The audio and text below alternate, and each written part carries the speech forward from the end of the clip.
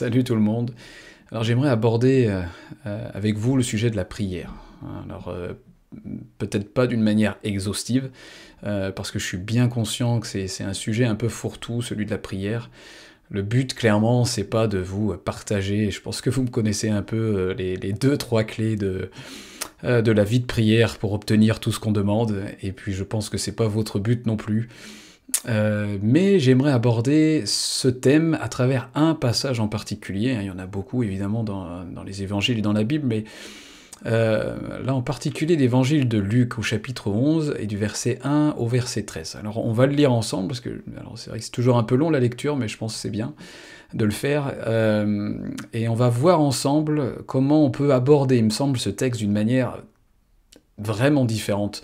En tout cas, la manière dont moi, j'avais tendance à l'approcher, à l'aborder, avec un peu une chape tout de suite qui me tombait dessus sur cette espèce de centralité de la persévérance, de la ténacité qui en ressortait de ce texte. J'avais presque l'impression que c'était l'évangile selon les tenaces, c'est-à-dire que si t'es pas tenace, si t'es pas persévérant, si t'es pas têtu, à réclamer, bah tu verras rien, quoi.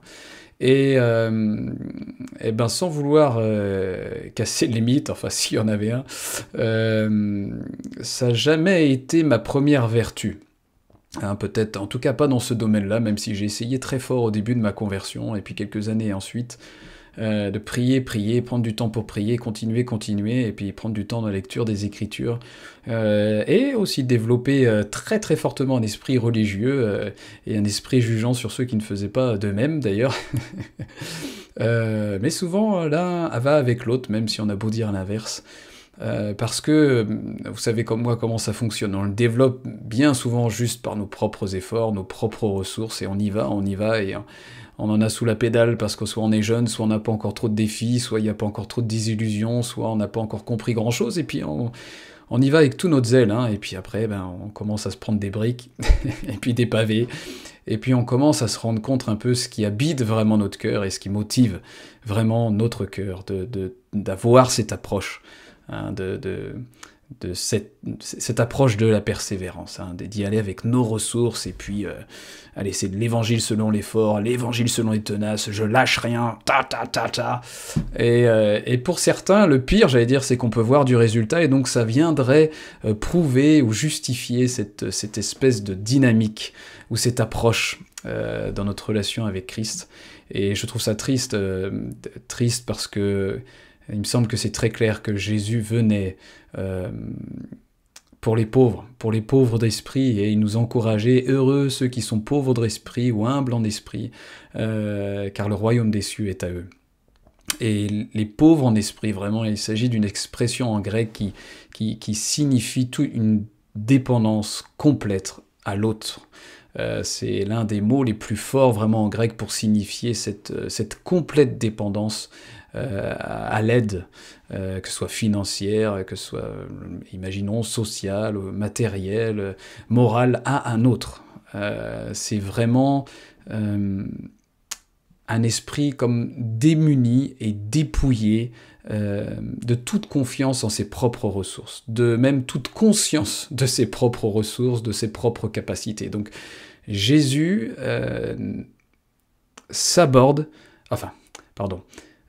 parle, ou en tout cas nous encourage à développer ce type d'esprit, à développer ce moteur chez nous, pas le moteur de « j'ai des grosses capacités et je vais y aller, je vais voir ce que je peux faire, je vais mettre tout mon mérite, tout mon zèle parce que j'aime Jésus, et je vais continuer jusqu'à ce que... » Mais plutôt Jésus vient vers nous et nous dit « Heureux les pauvres en esprit, car le royaume des cieux est à eux. » Parce que Jésus savait que pour nous, il était impossible d'hériter le salut. Mais pour Dieu, tout est possible. C'est la révélation de l'Évangile, et comment aborder ce texte de Luc 11. En tout cas, il me semble très fortement pour moi.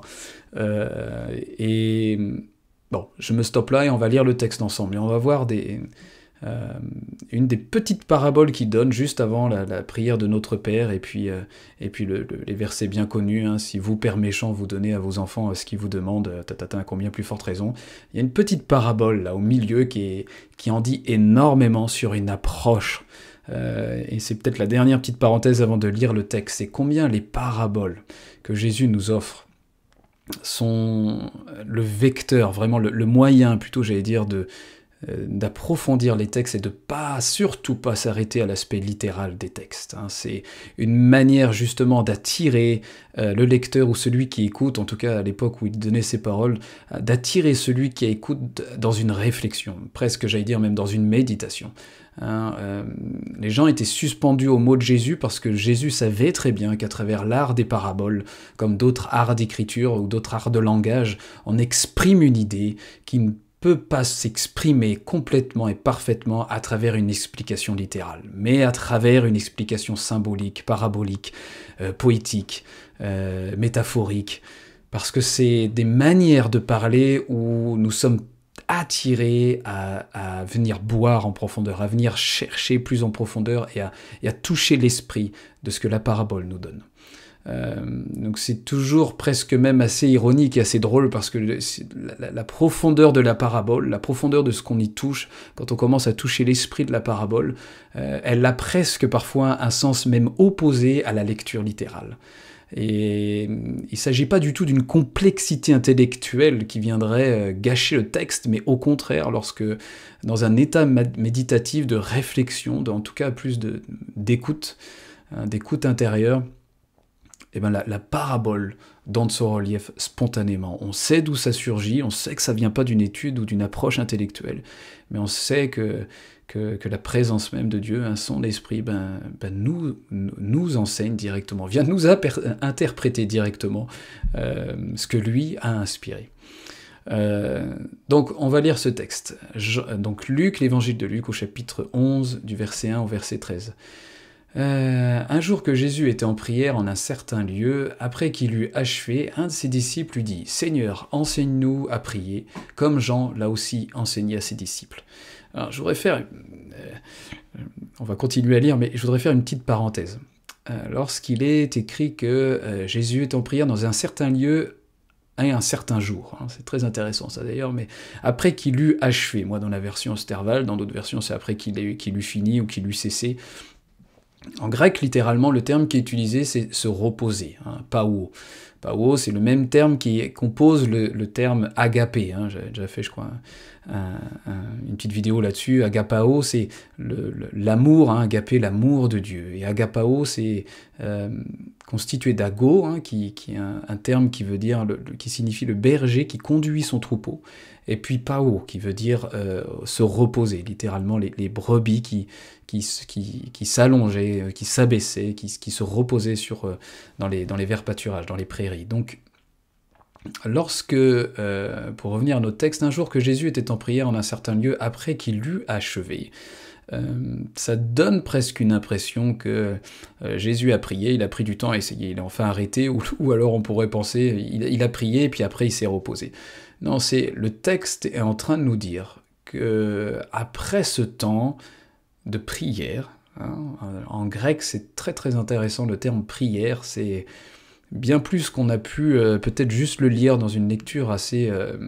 Le mot prière a été altéré de toute manière, le mot prière a été galvaudé avec notre approche très évangélique où on y voit un exercice vocal, la plupart du temps, on y voit même toujours un échange avec un échange de paroles, et ce mot proserchemai je ne sais pas si ma prononciation vocale du terme en grec est bonne d'ailleurs, mais est bien plus large que ça, et bien plus profond même que ça.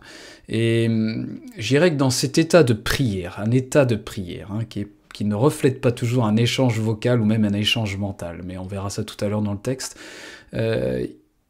justement, Jésus arrive à cet état de repos. Jésus s'est reposé parce qu'il était dans cet état de prière. Cet état de prière a généré cet état de repos. C'est pas Jésus qui se repose parce qu'il a trop prié.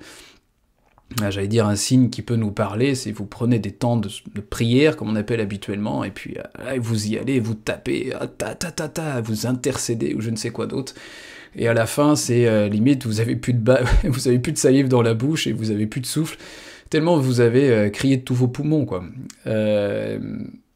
C'est pas un état de prière, c'est peut-être une exubérance de manifestation virtuelle d'autorité, comme je l'ai fait à une certaine époque, mais je suis pas sûr, même je suis convaincu que ça produit vraiment pas grand-chose dans l'espace spirituel, dans l'espace invisible, excepté peut-être que vous avez fait mal aux oreilles de ceux qui vous entourent, mais c'est sûr, ça fait pompeux, ça fait bien pour ceux qui se laissent impressionner, voilà, ça interpelle, mais réellement dans l'invisible, réellement dans l'union en Christ, dans l'union divine. Est-ce qu'on a même un iota de conscience d'être en unité, en union, en inspiration dans les mots qu'on est en train de déclarer ou prier? Donc si à la fin du temps de prière on est fatigué et qu'on a besoin de se reposer, il faut se poser des questions. L'état de prière est régénérant, l'état de prière est renouvelant. L'état de prière, je le conçois, peut être dans une agonie comme Jésus l'a vécu. Après, on n'a pas tous la même mission de Jésus, hein, de venir s'offrir complètement à la croix. Mais ça, c'est un autre sujet. Mais pour la plupart du temps, j'allais dire, si l'état de prière implique une grande fatigue, un état de fatigue, d'être éreinté, il faut se poser des questions. L'état de prière, l'état expérimenté de l'union, de la communion, de l'échange de son esprit avec notre esprit, de l'expérience d'un entremêlement si étroit entre lui et nous, entre sa force et nos faiblesses, entre sa capacité et notre incapacité, entre notre manque total de connaissance et d'inspiration et sa complète omniscience et inspiration, vous l'aurez compris, génère le renouvellement et le rafraîchissement, génère, on va en parler après, une conscience nouvelle, génère une certaine confession spontanée dans notre cœur, moi et Père, nous sommes un, hein, comme Jésus dira dans Jean 10. Et si dans cet état de prière, moi et Père, nous sommes un, ne sont pas une confession spontanée qui vient dans le cœur, comme une expérience que vous vivez maintenant, et peut-être il faut prendre du temps et demander les lumières vraiment au Père de ce qu'est un état de prière, de ce qu'est la prière. Et là, je le dis très sérieusement parce que je crois que dans un certain courant, on a développé la prière comme un exercice mental qui se repose pour la plupart du temps juste sur nos propres forces, où on rajoute un peu l'inspiration pour faire bien, mais pour l'avoir vécu beaucoup de temps, même dans l'intercession, je me pose encore beaucoup de questions sur le degré d'inspiration pour moi-même et puis pour ceux qui m'entouraient à cette époque-là. Je le dis sans jugement, c'est juste que on peut pas continuer à semer toujours la même chose et à penser qu'à un moment la moisson sera différente. Hein. Si on sème des patates, enfin si on sème des graines pour avoir des patates, des semences pour les pommes de terre, on va obtenir des pommes de terre. Faut pas un moment qu'on pense qu'on va obtenir des roses, quoi. Je pense que vous comprenez ce que je veux dire, et concernant la prière, on a besoin de se poser des vraies questions sur qu'est-ce que vraiment la prière, comment voir maintenant la prière dans une vraie compréhension et surtout une vraie expérience de l'union divine, de la conscience du Christ qui vit en nous, de pouvoir, pas le confesser devant les autres, c'est pas utile, mais de pouvoir avoir un témoignage intérieur où on sait que moi et Père, nous sommes un. C'est essentiel. C'est essentiel. Bon, je continue la lecture. Au verset 2. « Et il leur dit, quand vous priez, dites... » Donc là, c'est Jésus qui parle. « Notre Père qui es aux cieux, ton nom soit sanctifié, ton règne vienne, ta volonté soit faite sur la terre comme au ciel. Donne-nous chaque jour notre pain quotidien. Pardonne-nous nos péchés, car nous pardonnons aussi à tous ceux qui nous ont offensés, et ne nous induis point en tentation. Mais délivre-nous du malin. » Bon, alors c'est la version Osterwald. Je concède qu'elle est vraiment pas bonne sur la prière de Notre Père, mais je voulais pas m'arrêter sur la prière de Notre Père, ça pourrait être le sujet d'une autre vidéo, mais je continue, mais qu'on s'attarde pas là sur cette version-là. Puis il leur dit, donc là c'est cette parabole que j'aimerais voir ensemble. Puis il leur dit, si l'un de vous avait un ami qui vint le trouver à minuit et qui lui dit, mon ami, prête-moi 3 pains, car un de mes amis qui est en voyage est survenu chez moi, et je n'ai rien à lui présenter. Et que cet homme ou que ce dernier qui est dans sa maison lui répondit : Ne t'importune pas, ma porte est fermée, ne m'importune pas, pardon, ma porte est fermée et mes enfants sont avec moi au lit. Je ne saurais me lever pour t'en donner. Je vous dis que quand même il ne se leverait pas pour lui en donner parce qu'il est son ami, il se lèverait à cause de son importunité et lui en donnerait autant qu'il en aurait besoin. Moi aussi je vous dis, demandez et on vous donnera, cherchez et vous trouverez, heurtez ou frappez et on vous ouvrira. Car quiconque demande reçoit et qui cherche trouve et on ouvrira à celui qui frappe ou à celui qui heurte. Qui est le père d'entre vous qui donne à son fils une pierre lorsqu'il demande du pain ? Ou s'il lui demande un poisson, lui donnera-t-il un serpent au lieu du poisson ? Ou encore, s'il lui demande un œuf, lui donnera-t-il pas un scorpion ?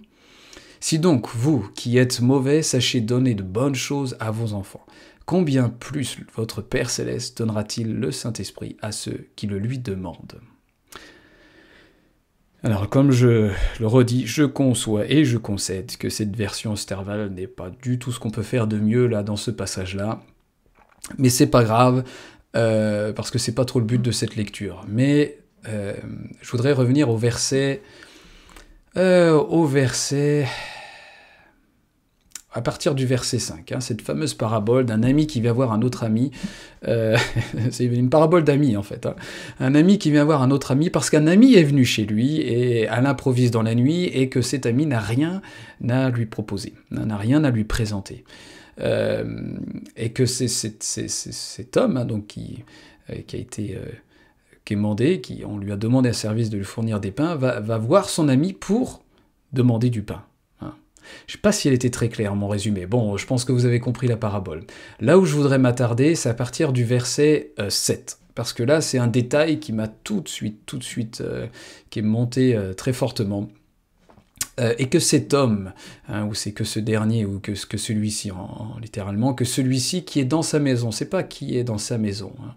Et j'ai eu bien fait de chercher parce que tout de suite j'ai eu un tilt dans mon esprit en disant je veux être sûr que ce soit bien qui est dans sa maison. Et en effet en grec ce n'est pas qui est dans sa maison, c'est qui est depuis l'intérieur. Qui est depuis l'intérieur. Et celui-ci qui est depuis l'intérieur lui répondit : Ne m'importune pas, littéralement en grec c'est ne me présente pas tes difficultés, ne viens pas me présenter des difficultés. Ma porte est fermée. Ma porte est fermée. Et mes enfants sont avec moi au lit. Alors, dernier petit détail, il se leverait à cause de son opportunité et lui en donnerait autant qu'il en aurait besoin, au verset 8. Bon, vous allez me dire pourquoi là il détaille sur ces mots. Lorsqu'il est détaillé là, que ce dernier ou celui-ci, depuis l'intérieur, là, Jésus, lorsqu'on commence à prendre du relief sur la parabole, n'est pas en train de nous parler de cette lecture littérale, qui, quand on prend un peu de temps, n'a même pas vraiment de sens dans ce que veut dire d'ailleurs Jésus après avec le Père, quand on pense bien à la lecture de cette parabole.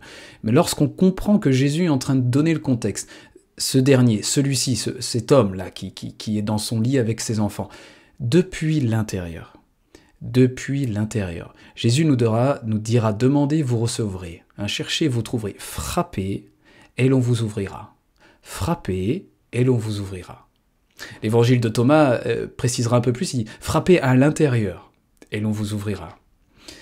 Jésus, clairement, est en train de présenter tout de suite le contexte de l'intériorité.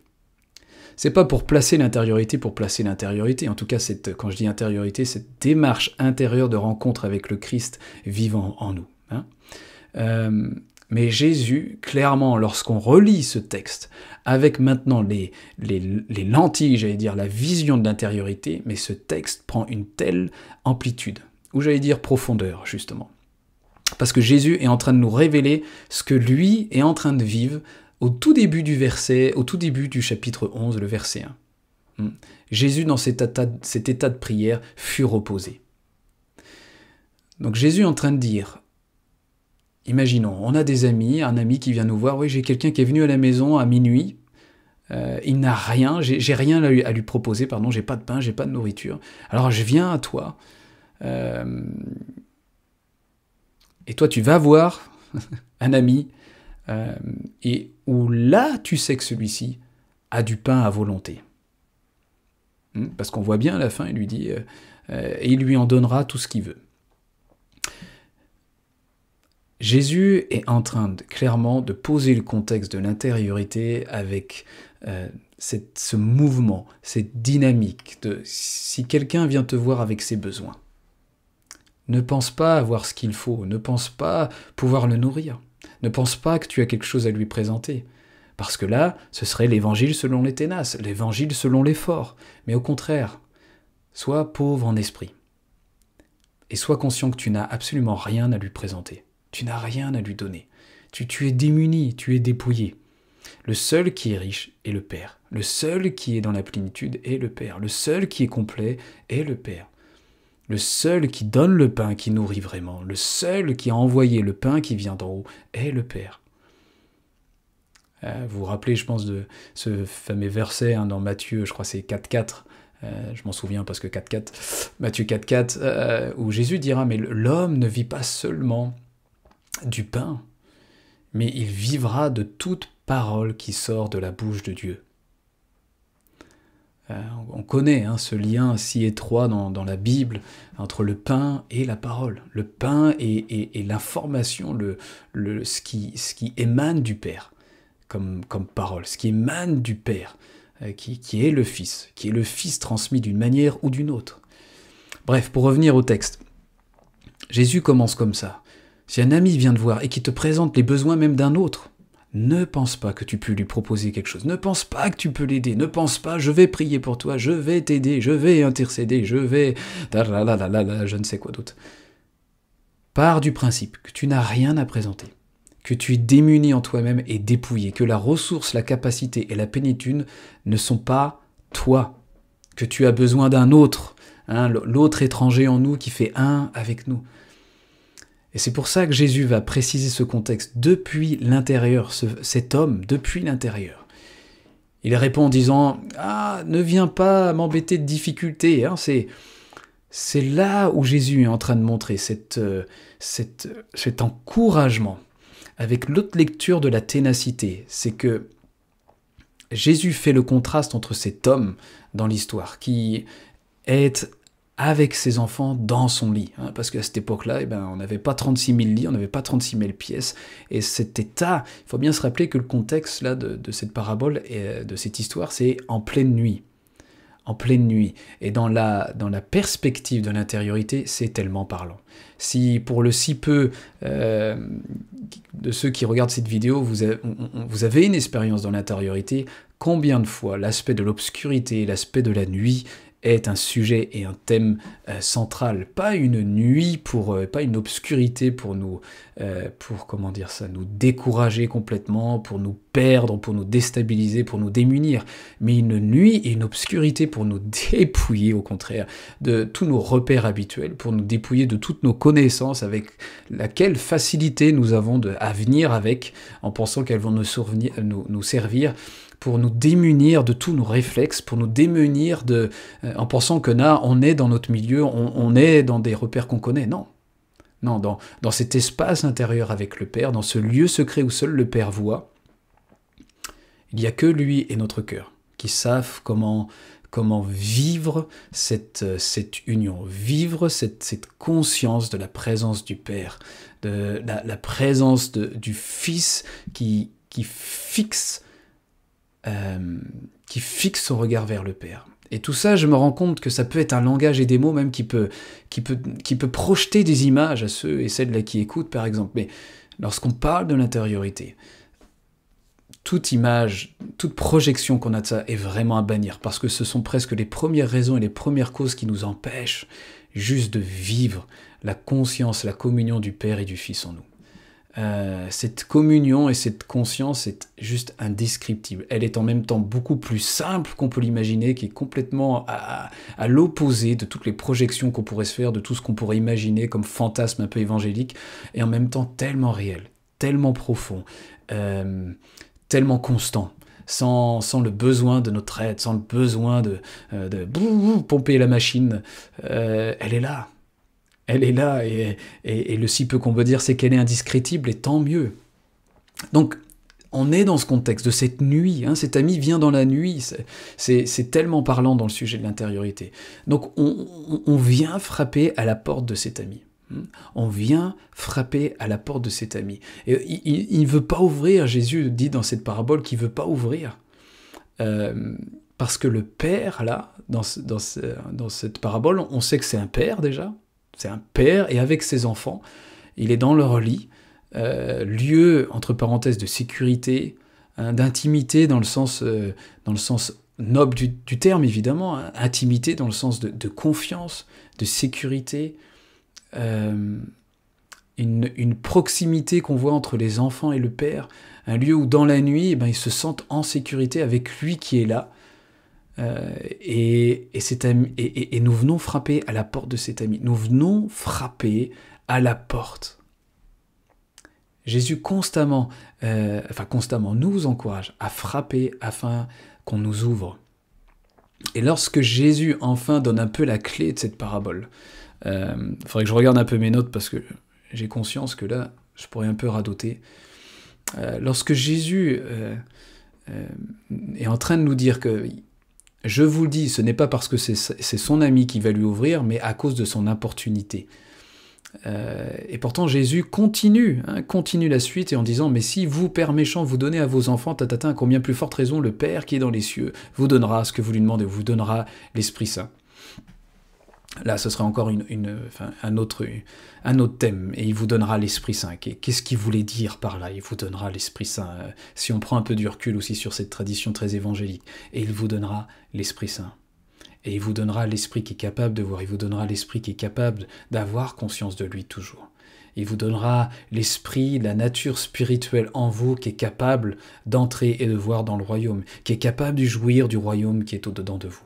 Il vous donnera cet esprit, cette nature spirituelle qui est vivante, qui est vivifiante, qui est la présence même du Fils en nous, du Christ vivant en nous, la présence du Père et du Fils qui viennent souper en nous. Bon, je reviens à mon texte. Jésus est en train de mettre en relief à cause de son importunité.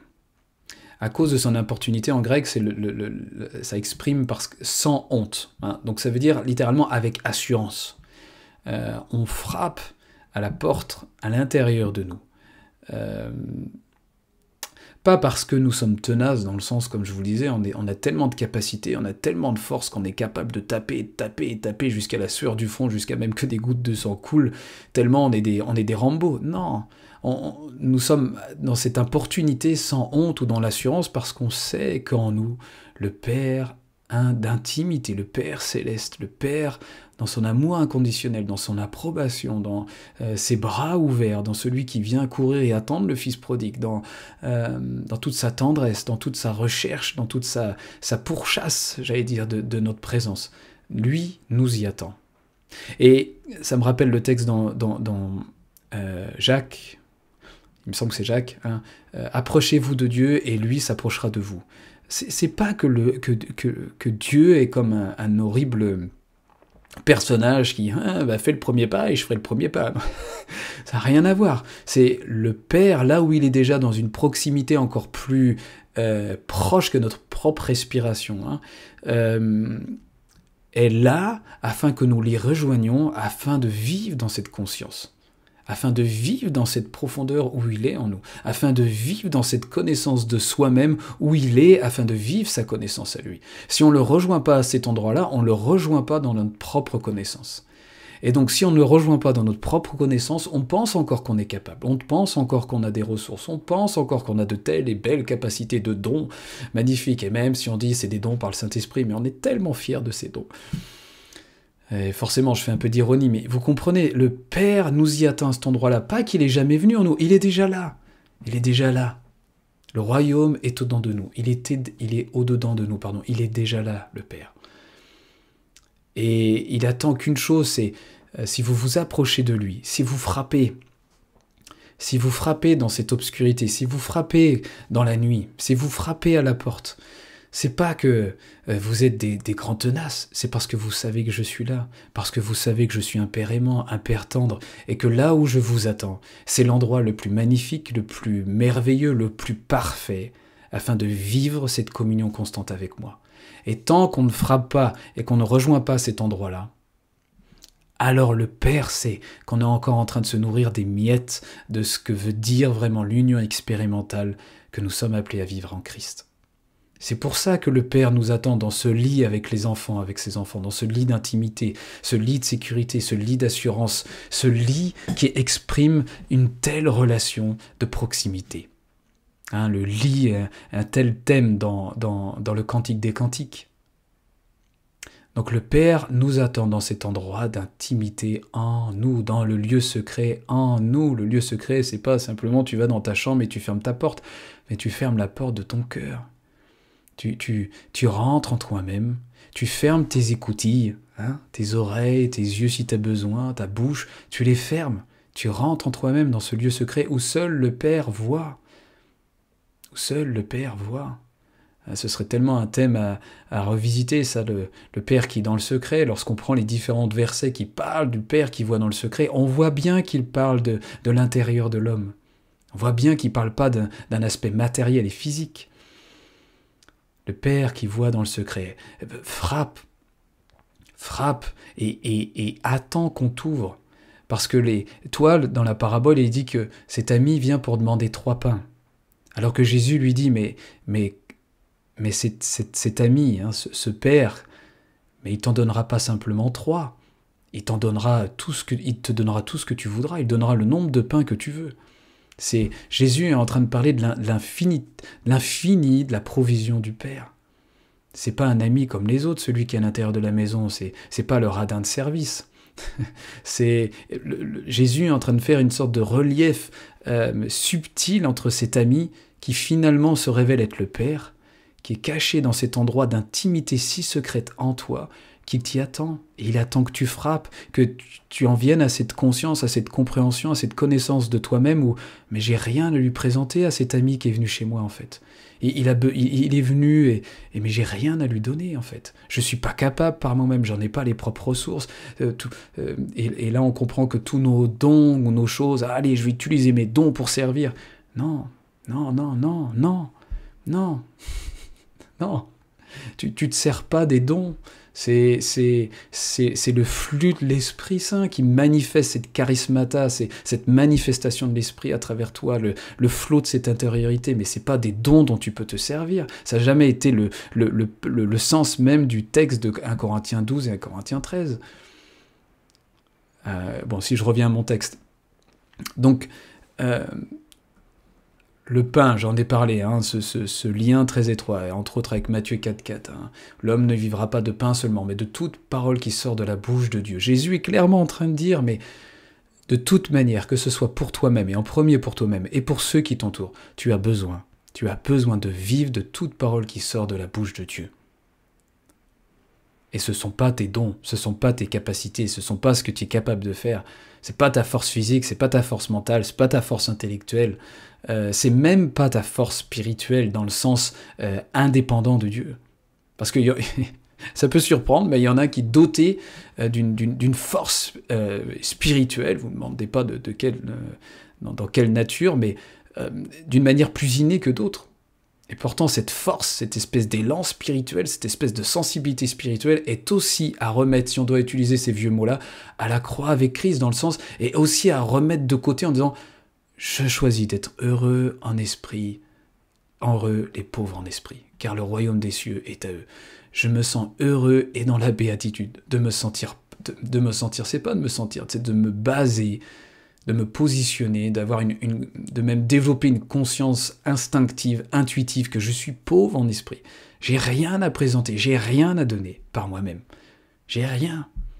Alors si je creuse dans ma tête et dans mes exercices intellectuels, dans ce que j'ai mis de côté sous le coude, oui, j'aurai des choses, mais je décide d'embrasser cette connaissance de plus en plus intuitive qu'en fait j'ai rien dans moi-même, je suis pas capable par moi-même, je suis démuni, mes motivations peuvent être tellement vite écartelées, peut tellement vite être polluées, être influencées par tellement de choses que je décide de réaliser au fur et à mesure, en même temps que je frappe à l'intérieur de moi-même où le Père se trouve, je comprends et je réalise de plus en plus que dans cette obscurité, tous mes repères habituels et ce qui composait mes fameuses compétences et connaissances sont inutiles. Elles ne sont d'aucune valeur. D'aucune valeur. Hein. Ça, on repense au passage, il me vient en tête, vous savez... mais Seigneur, Seigneur, on a ressuscité les morts en ton nom, on a guéri les malades en ton nom. Et Jésus dit, mais je ne vous connais pas, ne faites pas la volonté de mon Père.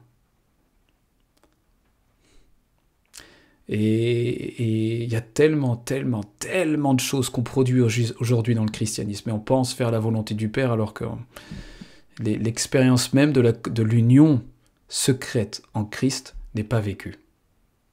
Mais on fait semblant, parce qu'il faut continuer.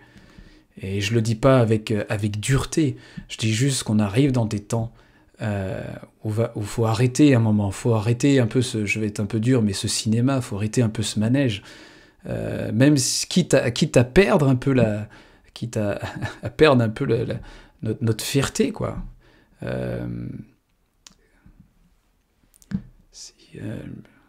Cette intériorité. Jésus est en train de nous donner dans ce passage le clé de ce qu'on appelle l'intériorité, le clé de cet état de prière dans lequel Jésus était, qui l'a amené à se reposer, à être reposé.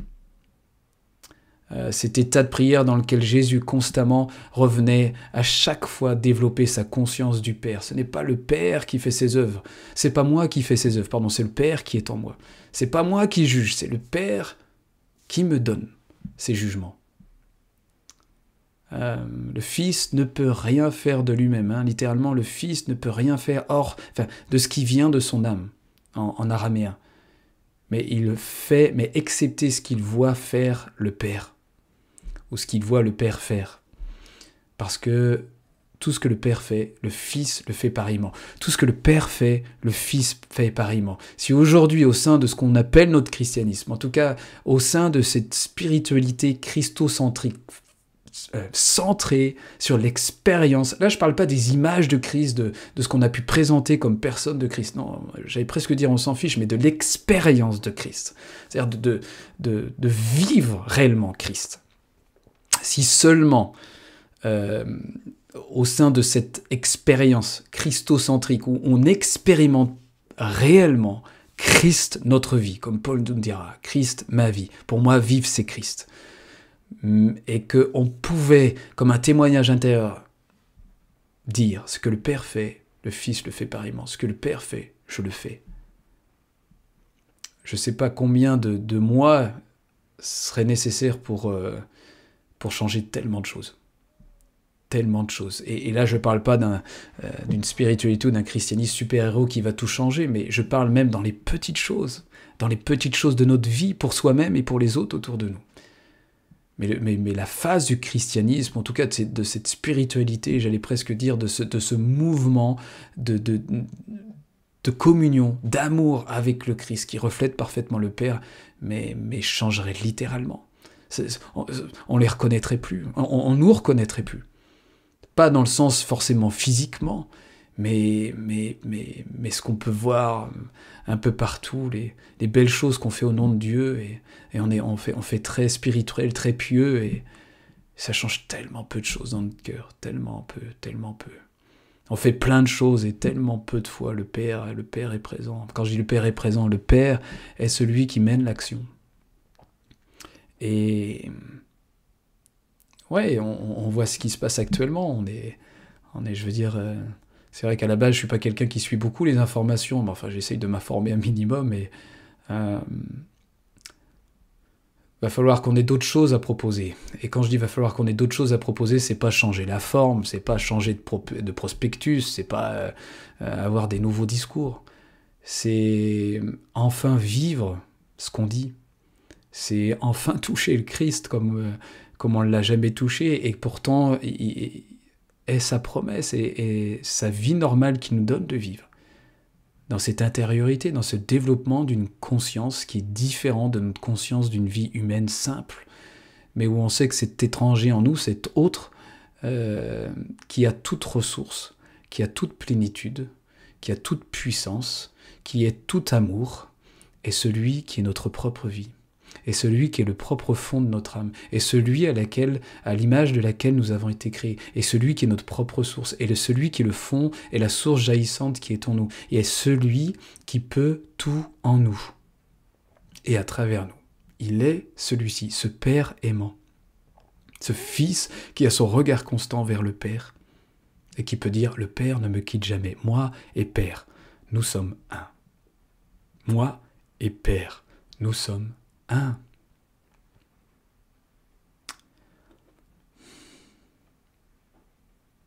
Ce lieu du Père, je lisais dans mes notes, ce lieu du Père qui est décrit, qui est dans le lit avec ses enfants, c'est ce lieu de tranquillité, ce lieu de repos aussi. Je n'ai pas pensé à le dire, mais ce lieu de repos, ce lieu de tranquillité.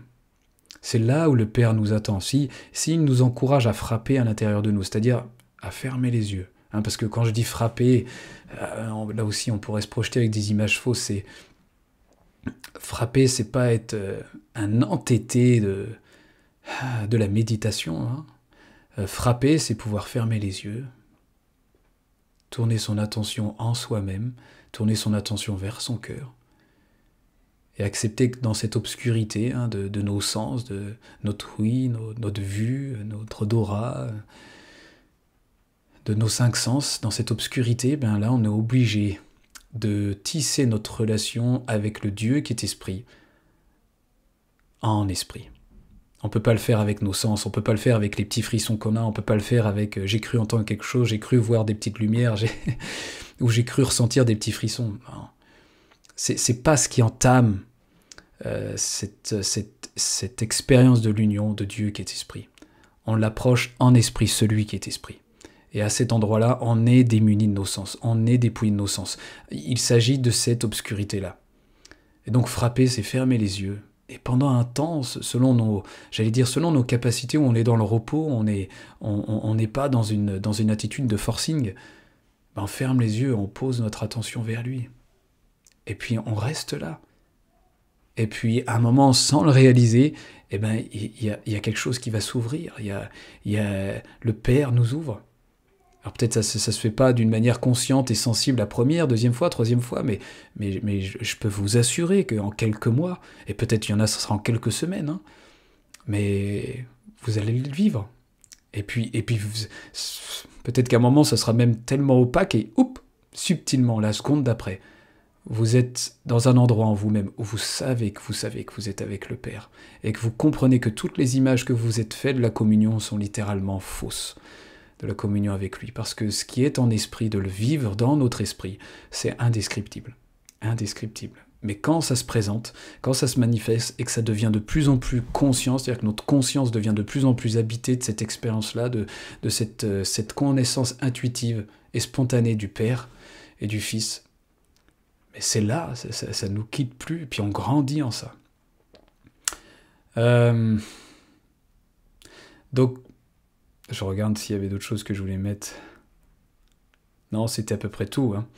J'espère que j'ai pas été... Elle est vraiment longue cette vidéo, je sais pas si je vais la poster quand même. Donc cette approche de la persévérance, pas la ténacité, la persévérance. Je disais l'évangile selon les tenaces, plus t'es têtu, plus t'as de force en toi-même, tu vas y arriver. Non, tu deviens de plus en plus conscient dans cette connaissance de toi-même, dans cette obscurité où tu fermes les yeux et tu te tournes vers ton cœur. Et tu attends avec un regard amoureux. Même si ton désir ressemble juste à une légère petite flamme, petite étincelle même, c'est pas grave. C'est juste cette attention. Quel que soit le degré de l'amour, du désir, quel que soit. Mais le Père va t'ouvrir. Parce que tu t'en rends pas compte, mais tu es en train de frapper à la porte. Quand tu fermes les yeux et que tu poses ton attention doucement vers lui avec l'amour, le si peu qu'il soit, avec cette attente, le si peu qu'elle soit, tu frappes à la porte. Et puis il va t'ouvrir, et puis toi tu viens avec, tu demandes peut-être même pas 3 pains, tu demandes peut-être la moitié d'une tranche de pain, et puis tu vas commencer à vivre ton expérience où il va te donner beaucoup plus que ce que tu imaginais. Et c'est toute la richesse de l'état de prière que Jésus est en train de nous décrire. C'est la facette, l'expérience mystique, mystérion, l'expérience du mystère de Christ en nous, l'expérience mystique, secrète, qui n'a pas de nom. Et dès qu'on essaye de donner des noms, et on essaye, et j'essaye malheureusement peut-être, ça vient presque tout gâcher, parce que ça vient alimenter des images qui nous faussent la route bien souvent. Mais cette pratique mystique, cet engagement mystique secret de notre cœur, là où le Père est, où le Fils est, dans la présence de ce qui est esprit, la nature spirituelle de notre vie, ce qui est la complétude de l'homme, ce qui lui permet d'être l'homme véritable, la vraie humanité, le nouvel homme, est bien réel. Et Jésus nous invite dans cette, même pas proximité, dans cette intimité d'union, d'entrelacement si étroit avec le Père. On ne sait pas qui est qui, hein. Nous sommes un, bien que deux. Et donc c'est juste une proposition pour vous de relire même la prière de notre Père, hein, celle que Jésus enseigne à ses disciples, pas comme une prière à réciter, ça n'a rien à voir, mais de lire à travers les lignes là aussi, et de voir ce que Jésus est en train de nous dire dans cette compréhension peut-être nouvelle. Voilà, je vous dis à bientôt. C'est clairement la plus longue des vidéos que j'ai faites. J'espère que vous aurez tenu jusqu'au bout. Et qu'on puisse se donner rendez-vous dans cette pièce où le Père est et où il est disponible pour donner son pain, pour donner sa parole, pour donner son information, quelque chose qui vient et qui jaillit, qui survient spontanément en vous, et vous savez que vous êtes avec lui et qu'il vous a nourri. Allez, soyez bénis, et quand je dis ça, soyez bénis, vraiment. Soyez dans la parole bonne, hein, bénédiction, la parole bonne du Père, dans vos vies et puis dans nos vies. À plus, à la prochaine.